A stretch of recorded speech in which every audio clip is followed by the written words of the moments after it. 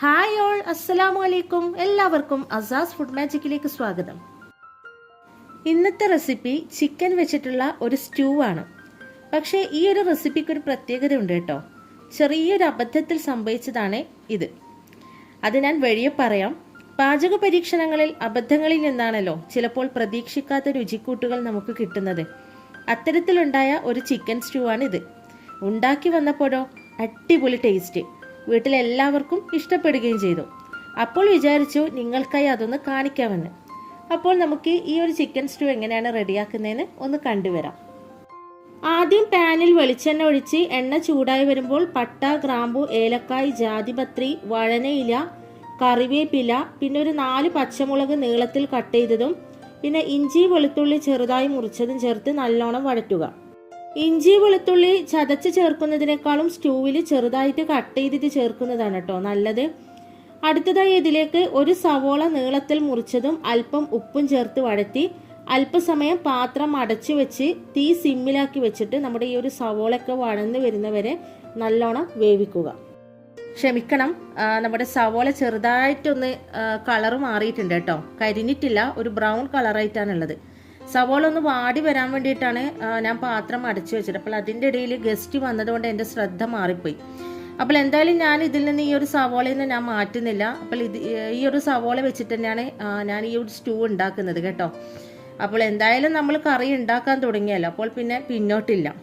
അടുത്തതായി നമ്മൾ കറിയിലേക്ക് ഒരു ചെറിയ കഷ്ണം ക്യാരറ്റ് മുഴുവനായിട്ട് എടുക്കണ്ട, ചെറിയ കഷ്ണം ക്യാരറ്റ് നീളത്തിൽ കട്ട് ചെയ്തതും പിന്നെ ഒരു ചെറിയ ഉരുളക്കിഴങ്ങ് ക്യൂബ്സ് ആക്കിയിട്ട് മുറിച്ചതും ഇതിലേക്ക് ചേർത്ത് കൊടുത്തിട്ടുണ്ട്.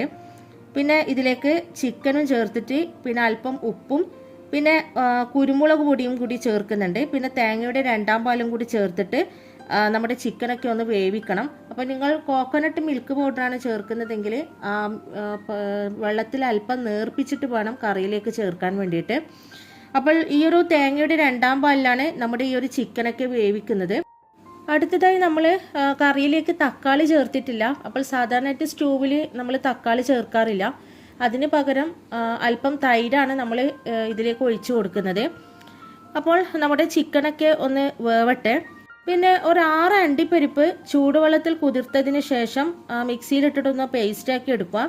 അപ്പോൾ ഈ ഒരു പേസ്റ്റ് നമ്മൾ കറിയിലേക്ക് ചേർത്ത് കൊടുക്കുന്നുണ്ട്. അപ്പോൾ ഉരുളക്കിഴങ്ങ് ചേർത്തത് കൊണ്ട് തന്നെ നമ്മുടെ കറിക്ക് അത്യാവശ്യം നല്ല തിക്നെസ് ഉണ്ടാവും. അപ്പോൾ കാഷ്യൂവിൻ്റെ പേസ്റ്റ് നിർബന്ധമില്ല, പക്ഷെ ചേർത്താൽ നല്ലൊരു ടേസ്റ്റ് ആയിരിക്കും. അങ്ങനെ നമ്മുടെ ചിക്കൻ കഷ്ണങ്ങളൊക്കെ നല്ലോണം വെന്തിട്ടുണ്ട്. അപ്പോൾ ഈ ഒരു സ്റ്റൂവിൽ ചേർത്തിട്ടുള്ള ഒരു വെജിറ്റബിൾസ് ഒക്കെ ഉടയാതെ ആ കഷ്ണങ്ങളായിട്ട് തന്നെ നമ്മുടെ കറിയിൽ കിട്ടിയിട്ടുണ്ട് കേട്ടോ.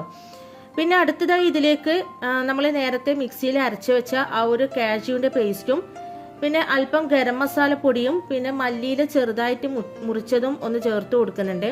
അപ്പോൾ ഗരം മസാല നമ്മൾ വീട്ടിൽ തന്നെ റെഡിയാക്കിയതാണ്. അപ്പോൾ ഇതിൻ്റെ ഒരു വീഡിയോ നമ്മൾ മുന്നേ നമ്മുടെ ചാനലിൽ ഇതിൻ്റെ വീഡിയോ ചെയ്തിട്ടുണ്ടായിരുന്നു. അപ്പോൾ കാണാത്തവർക്കായിട്ട് അതിൻ്റെ ലിങ്ക് ഞാൻ താഴെ ഡിസ്ക്രിപ്ഷനിൽ കൊടുക്കാം കേട്ടോ. പിന്നെ നല്ലൊരു ചിക്കൻ കുറുമയുടെ റെസിപ്പി നമ്മൾ ചാനലിൽ മുന്നേ കാണിച്ചിട്ടുണ്ടായിരുന്നു. അപ്പോൾ അതിൻ്റെ ലിങ്കും ഞാൻ താഴെ ഡിസ്ക്രിപ്ഷനിൽ കൊടുക്കുന്നുണ്ട്.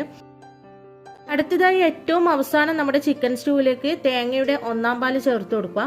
തേങ്ങയുടെ 1ാം പാൽ ചേർത്ത് കഴിഞ്ഞതിന് ശേഷം കറി ഒരുപാട് നേരം ഇട്ട് തിളപ്പിക്കരുത്. ചെറിയൊരു തിള വരുമ്പോൾ തന്നെ ഗ്യാസ് ഓഫ് ചെയ്യുക.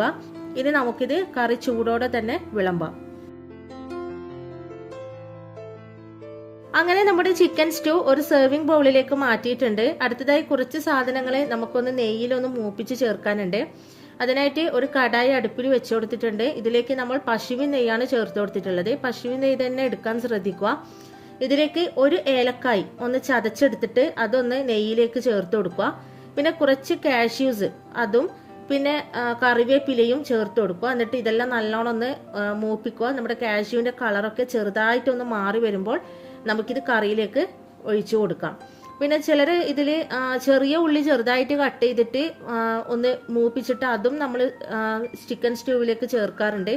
പിന്നെ നമ്മളുടെ ഈ ഒരു സവോള ഓൾറെഡി നമ്മൾ നേരത്തെ പറഞ്ഞിട്ടുണ്ടായിരുന്നു, ബ്രൗൺ കളറായി മാറിയിട്ടുണ്ടായിരുന്നു.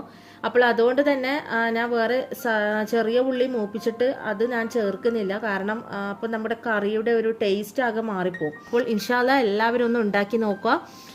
നമുക്കിത് അപ്പത്തിൻ്റെ കൂടെയും ചപ്പാത്തി അതുപോലെ നെയ്ച്ചോറ് ഇതിൻ്റെയൊക്കെ കൂടെ അടിപൊളി കോമ്പിനേഷനാണ്. അപ്പോൾ റെസിപ്പി ഇഷ്ടമായാൽ ഉറപ്പായിട്ടും ലൈക്കും സബ്സ്ക്രൈബും ചെയ്യാൻ മറക്കരുത്. അപ്പോൾ ഇൻഷാ അല്ലാ നമുക്ക് ഒരു അടിപൊളി റെസിപ്പി ആയിട്ട് നമുക്ക് വീണ്ടും കാണാം. അതുവരേക്കും എല്ലാവർക്കും നമസ്കാരം.